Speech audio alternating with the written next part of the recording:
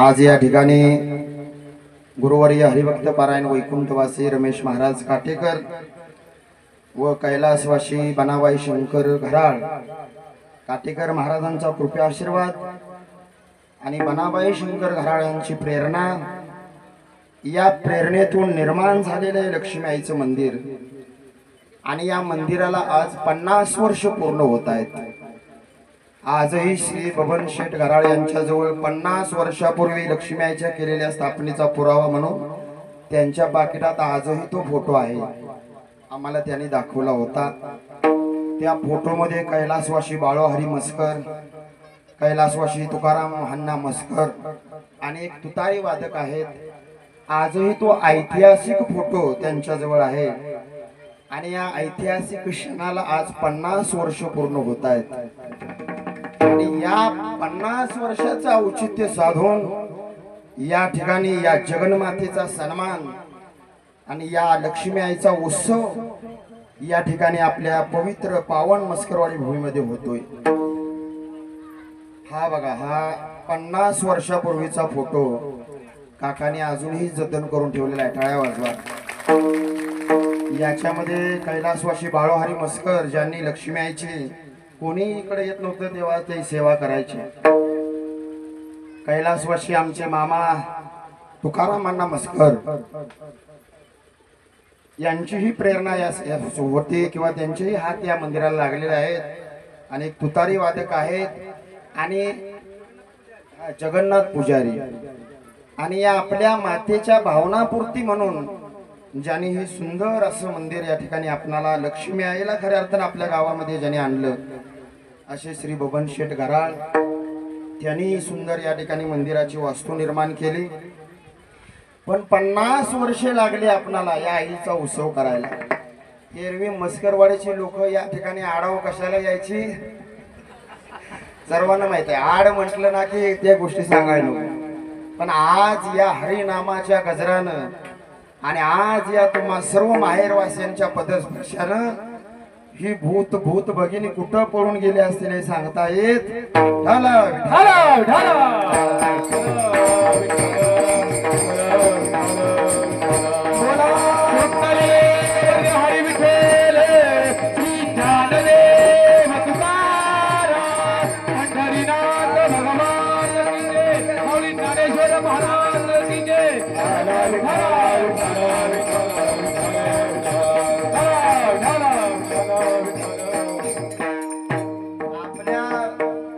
गावातील माहेरवासीन बनाबाई शंकर घराळ, थोडासा इतिहास पार्श्वभूमी मी तुम्हाला सांगतो। पूर्वीचा काळ महाभयंकर होता। लोक व्यसनाच्या अधीन गेलेले असायचे आणि प्रपंच संसारामध्ये आयाबायांना खूप त्रास आणि छळ सहन करावा लागत होता। आणि अशाच त्रासामध्ये सासरे असलेले आमच्या बनाबाई शंकर घराळ ज्या वेळेला सासरच्या त्रासाला कंटाळून माहेरला यायच्या, पण माहेरमध्ये आल्यानंतर माहेरवासी 2 दिवसाची पाहुणी असते।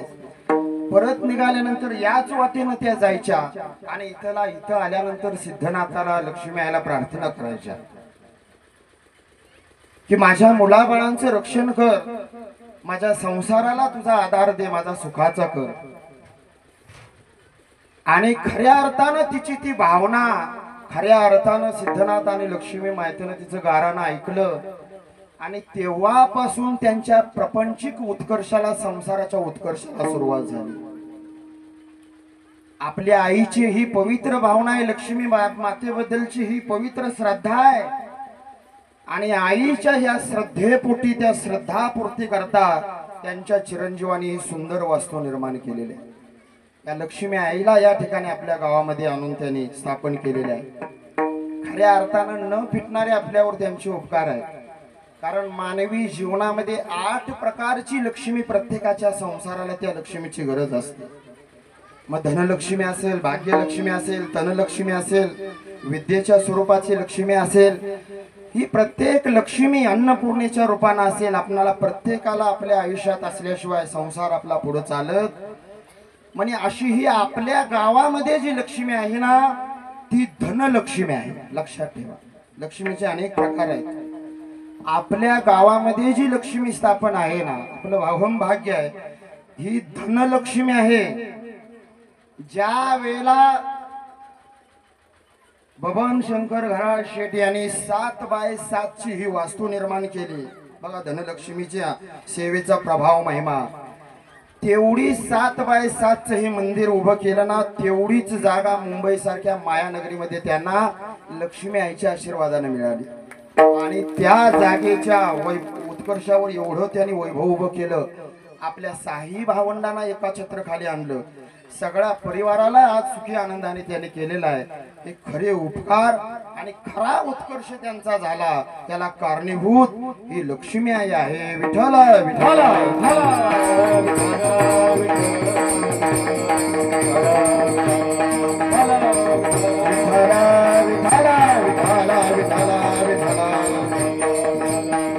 आणि अशी ही धनलक्ष्मी आपणाला आपल्या गावामध्ये मिळालेले आहे. पण आपलं अज्ञान असेल किंवा आपणाला या गोष्टीची जाणीव नसेल म्हणून गेली 50 वर्ष आपण तिच्या सेवेपासून वंचित राहिलो होतो. काही लोक सेवा करत होते, पण असा भव्य आणि दिव्य उत्सव मात्र या ठिकाणी कधी झाला. आमचे गुरुवर्य हरिभक्त परायण वैकुंठवासी काटेकर महाराज नेहमी म्हणायचे, अरे बाबांनो, तुमच्या मस्करवाडी गावचं भाग्य आहे. अरे चारी बाजूनी तुम्हाला देवाचं संरक्षण आहे. अरे त्या देवांच्या विषयी तुम्ही कृतज्ञता राहिलं पाहिजे. देवांचा उत्सव केला पाहिजे. ज्या वेळेला तुम्ही देवांचा उत्सव करताना त्या देवता तुमचं रक्षण करण्याकरता उभ्या राहतात. मग काही अडचणीमुळे आम्हाला ह्या गोष्टी काही करता आल्या नाहीत. मग या चालू वर्षी आमच्या अप्पा महाराज मस्कर यांनी या मंदिराला 50 वर्ष पूर्ण होत आहेत याची जाणीव करून दिली. मग काय करावं आमच्या मनामध्ये प्रश्न निर्माण झाला की नेमकं करायचं काय. बरं, आम्ही वारकरी संप्रदायाचे पायक आहोत. संतांची आम्हाला शिकवण आहे. केवळ कथा कीर्तन करून उत्सव साजरा करणं एवढं आम्हाला मर्यादित या कार्यक्रमाचं स्वरूप ठेवायचं नव्हतं. कारण संतांनी आम्हाला शिकवण दिलेलं आहे, माणसातला देव बघा आणि या लक्ष्मी आईचं अधिष्ठान. ही लक्ष्मी आई ज्यांच्या हृदयात नांदते ती म्हणजे स्त्री आहे. या जगाच्या पाठीवर स्त्रीला लक्ष्मी, अन्नपूर्णा, सरस्वती ही तिला माध्यम दिलेले आहेत. या सगळ्यांचं स्वरूप मानलेलं आहे. मग आमच्या मनात कल्पना निर्माण झाली, या लक्ष्मीचं अधिष्ठान म्हणून किंवा या लक्ष्मी आईची खरी पूजा आपल्या हातून घडायची असेल तर आपल्या गावातील सर्व माहेरवासींना आपण आमंत्रित करायचं आणि या सर्व माहेरवासींचा आपण सन्मान करायचा. हाच खऱ्या अर्थानं लक्ष्मी आईचा सन्मान होऊ शकेल. विठ्ठल विठ्ठल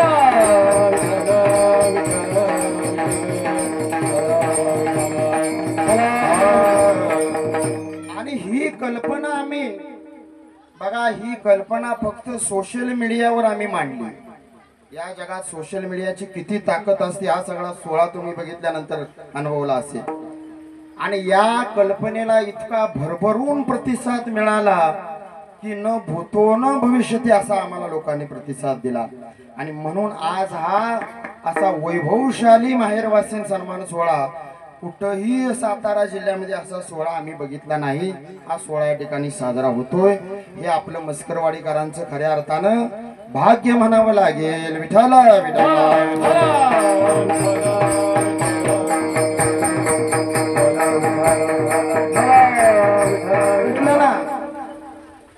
जिच्या काळजालाही पाय फुटतात माहेरचं नाव ऐकल्यानंतर.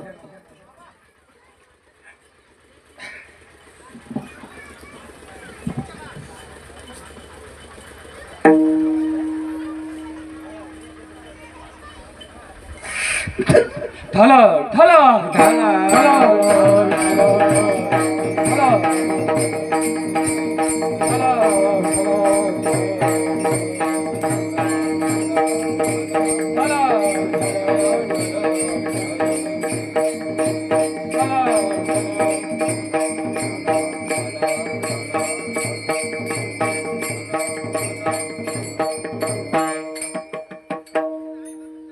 मला खरंच बोलता येणार नाही.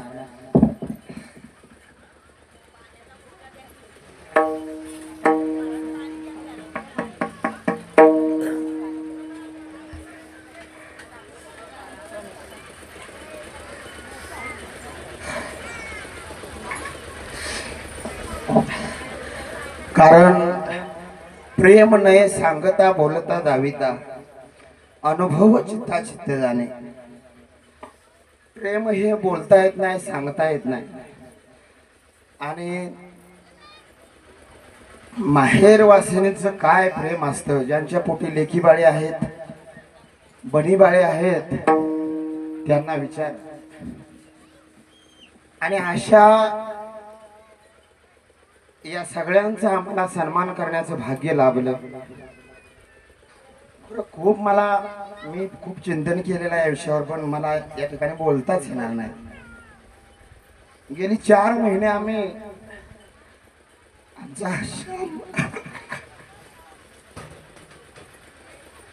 मला क्षमा करा, धडपडतोय, कष्ट करतोय.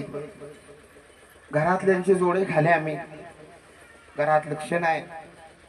4 महिने आम्ही झटपडतोय या सगळ्या सोहळ्याला. का?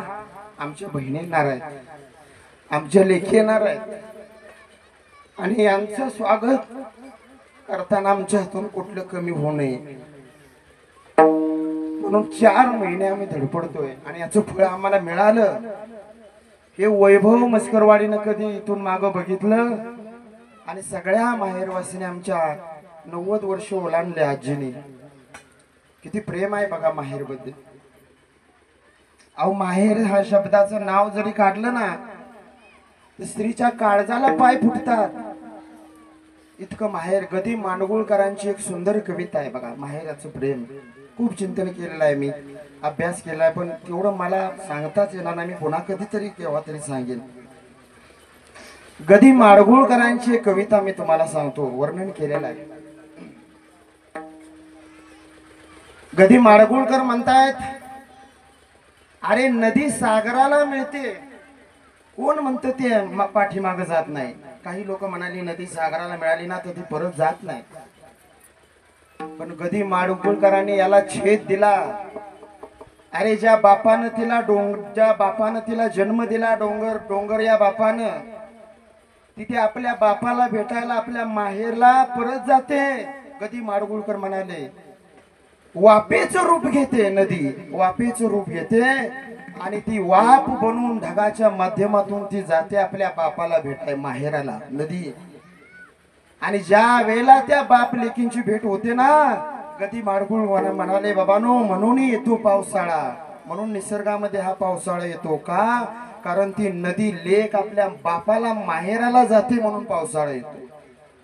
तसं आपल्या संसारात आनंद, सुख, समाधान बाबानो माहेर वासियांच्या येण्यानं येतं. हे वर्म आहे. कारण शास्त्रकारांनी सांगितले, पृथ्वी आणि तीर्थानी सती पादेषु तान्यपि. अरे माहेर वासिनीच्या पायामध्ये सगळ्या तीर्थांचा वास असतो. सगळ्या ऋषी साधू संतांचं देवांचं तेज अरे तिच्या पायाजवळ आहे. सदैव तिच्या स्वागताकरता तुमच्या घराची दाढी उघडी ठेवा. सगळी सुख समाधान ती घेऊन येते, काहीही अपेक्षा करत नाही रे तुमच्याकडून. आणि म्हणून आमची कल्पना होती की अशा माहेरवासींना, कारण हे सगळं गाव हे तुमचं बंधू आहेत, हे भावच आहेत, आणि यांना आमंत्रित करून त्यांचा सन्मान करावा अशी आमच्या गुरुवर्यांची शिकवण होती. आणि ती आम्ही सत्यात उतरली. आज किती आनंद त्यांना होत असेल, किती समाधान त्यांना वाटत असेल. या मस्करवाडीतील सर्व वाडवडील सुद्धा आज आनंदाने नाचत असतील की आमच्या लेकी बाळांचा सन्मान या पवित्र भूमीमध्ये होतो. म्हणून बाबांनो, माहेर वासियांचं महत्व सामान्य नाही. या स्त्रीचे जगावर उपकार आहेत. म्हणून तर शास्त्रकारांनी सुद्धा वर्णन केलेलं आहे की यत्र नार्यस्तु पूजन्ते तत्र रमन्ति देवता. ज्या भूमीच्या घरात, त्या देशात, ज्या गावात स्त्रीचा सन्मान होतो ना, ब्रह्मांडातल्या सगळ्या देवता, सगळी सुख त्या भूमीमध्ये घेऊन येतात. किती महत्व आहे स्त्रीचा सन्मान होणं. अहो, देवा ठिकाणी प्रभू रामचंद्रांचं चरित्र आहे का? ज्या वेळेला सोन्याची नगरी प्रभू रामचंद्रांनी जिंकली, सीता मातेला रावणाच्या तावडीतून सोडवून आणलं. अयोध्या नगरीमध्ये आल्यानंतर सगळी अयोध्या नगरी सीता मातेच्या चारित्र्यावर संशय घ्यायला लागली. 14 वर्ष राक्षसांच्या जवळ राहिली, ती पवित्र असेल कशावर? सगळ्या अयोध्येमध्ये कुजबूज सुरू झाली. रामाच्या कानावर ही गोष्ट गेल्यावर रामरायांनी सीतेच्या चारित्र्यावर संशय घेतला आणि पुन्हा वनवासाला धाडलं. कालांतरानं पश्चाताप झाला आणि त्या पश्चातापाच्या दग्धतेतून मुक्त होण्याकरता अश्वमेध यज्ञ त्यांनी केला. पण आपली पत्नी जवळ नाही, पत्नी जवळ असल्याशिवाय धर्मकार्य करता येत नाही. मग प्रभू रामचंद्रांनी काय केलं, सोन्याची मूर्ती बनवली आपल्या पत्नीची आणि धर्मयज्ञ करताना उजव्या बाजूला ठेवली आणि त्या सोन्याच्या प्रतिमेच्या साक्षीने प्रभू रामचंद्रांनी यज्ञ केला. बघा किती स्त्रीबद्दल आदर आहे. आपल्यासारख्यानं पत्नी नाही म्हणून दुसरी करून आणून बाजूला ठेवली असते, पण प्रभू रामचंद्रांनी स्त्रीच्या सन्मानार्थ सोन्याची मूर्ती बनवून धर्मकार्य पूर्ण केलं. म्हणून वैदिक धर्मापासून स्त्रीच्या सन्मानाची जगाला शिकवण देवाने दिलेली आहे. म्हणून तर रामरायांनी सुद्धा आपल्या नावाच्या पुढे नाव लावलं. कुणाचं? सीताराम. महादेवाने सुद्धा नाव लावलं गौरी शंकर. कृष्णानं सुद्धा नाव लावलं राधाकृष्ण. आणि विष्णू नारायणाने सुद्धा नाव लावलं लक्ष्मी नारायण. देवाधिकाने स्त्रीचा सन्मान केलेला आहे. म्हणून ही पवित्र भावना, ही वैदिक धर्माची शिकवण पुढच्या पिढीला कळावी म्हणून या ठिकाणी या लक्ष्मी आईच्या उत्सवाचा औचित्य साधून आपण माहेरवासीन सन्मान सोहळा आयोजित केलेला आहे. विठ्ठल विठ्ठल. सोहळ्याचं भव्य दिव्य स्वरूप या ठिकाणी निर्माण झालेलं आहे. न भूतो न भविष्यती. आम्ही आशाही केली नव्हती की एवढा भव्य दिव्य सोहळा या ठिकाणी होईल, पण इतिहास साक्षीला आहे. ज्या कार्याला स्त्रीचा हात लागतो ना, ते कार्य यशस्वी झाल्याशिवाय राहत नाही. आणि आमच्या या सोहळ्याला सगळ्या माता भगिनींचा हात लागला. तुम्ही देणगीचा तो बोर्ड बघितला ना, सगळ्या माता भगिनीने आम्हाला भरभरून दिलेला आहे. शिवाय या लक्ष्मी मातेनं आम्हाला कुणाच्याही दारामध्ये हात पसरून दिलेला. किती या लक्ष्मी मातेचं महिमान आहे बघा. म्हणून ज्या कार्याला स्त्रीचा हात लागतो, कोणतंही कार्य असू द्या, ते कार्य यशस्वी होतं. हे या सोहळ्याचं आणखीन एक वैशिष्ट्य आहे. आणि या संपूर्ण कार्याला त्या स्त्रीचा हात लाभलेला आहे. मी तुम्हा सर्वांना विनंती करतो, आता जसं आपण आपल्या माहेरबद्दल प्रेम दाखवलेलं आहे, आता जसं आम्हाला तुम्ही प्रतिसाद दिलेला आहे, इथून पुढे सुद्धा असाच प्रतिसाद द्या. ही संपूर्ण मस्करवाडीचं हे माहेर आहे ना, तुमच्या पाठीमागं तुमच्या कोणत्याही प्रसंगाला अगदी तुमच्या प्रत्येकीच्या पाठीमागं भावासारखं, आईसारखं, पित्यासारखं उभं राहील, अशी मी तुम्हाला जाता जाता ग्वाही देतो. आणि अगदी अल्प वेळ ही मी कीर्तन सेवा या ठिकाणी संपवतोय, कारण मला बोलण्याची इथं राहिलेली नाही. ज्ञानेश्वर रुक्माई बार कुमार बार कुमार कुमार बार कुमार बार कुमाई बार कुमाई बार